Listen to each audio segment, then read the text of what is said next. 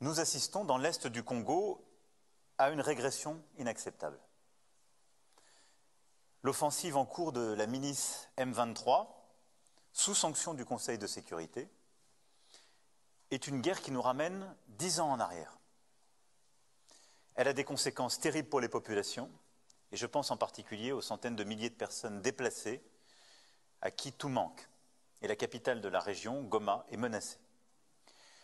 La première urgence est humanitaire et nous y travaillons avec nos partenaires européens. Et j'ai eu à plusieurs reprises et le président Tshisekedi et le président Kagame sur ce sujet. Je voudrais ensuite rappeler 2 principes fondamentaux. L'unité, la souveraineté, l'intégrité territoriale du Congo ne se discutent pas. C'est notre position constante et cette position n'a pas changé. Deuxièmement, il n'y a pas de 2 poids, 2 mesures. La guerre dans l'est de la RDC ne doit pas être une guerre oubliée.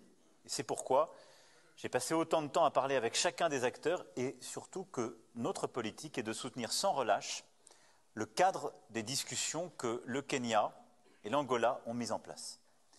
Et j'ai pu d'ailleurs aussi échanger avec les 2 présidents pour soutenir les médiations régionales qui se sont déployées.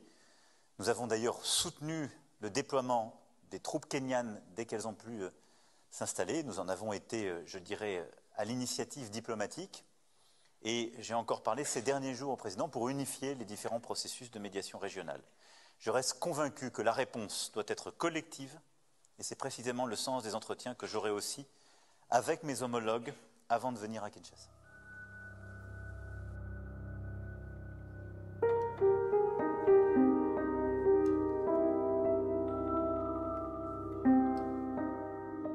Dialogue, but it would seem that many in the international community couldn't care less what happens as long as their own interests are being looked after.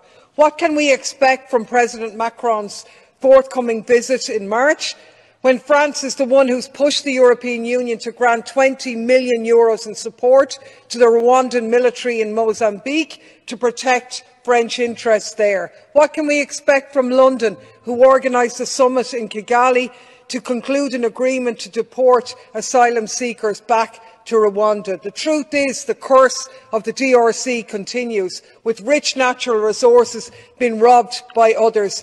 God help them to help themselves, because certainly the EU isn't going to